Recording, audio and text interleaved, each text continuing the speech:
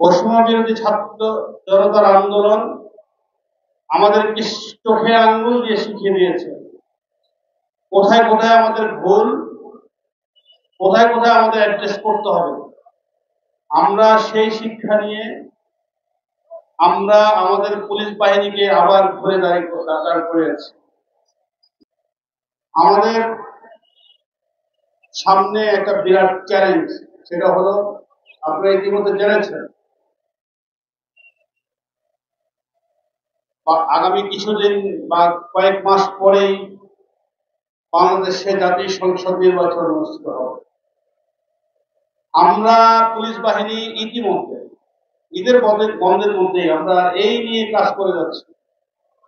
আমরা কেন আগে থেকে চেষ্টা করছি যাতে করে আমাদের 2,03,000 পুলিশ বাহিনীকে আমরা নির্বাচনের উপযোগী একটা প্রশিক্ষণের মাধ্যমে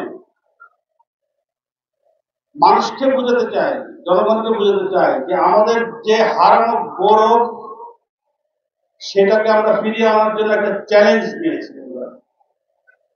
আমরা ইনশাআল্লাহ আগামী নির্বাচনকে সুস্থ সুন্দর করার জন্য সকল বাহিনী, সকল স্তরের কর্মকর্তা জনসাধারণকে নিয়ে এই বাংলাদেশে আমরা একটা সুন্দর নির্বাচন উপহার দিতে পারব।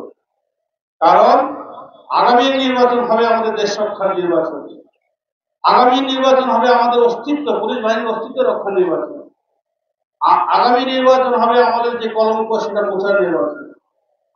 আমি আজকে এখানে দৃঢ়ভাবে প্রত্যয় ব্যক্ত করছি, আমি আমার নতুন সদস্য এবং আমাদের যারা স্ত্রী সবাইকে নিয়ে আমরা ইনশাআল্লাহ বাংলাদেশে একটা সুস্থ সুন্দর নির্বাচন উপহার দেওয়ার জন্য দৃঢ় প্রতিজ্ঞ।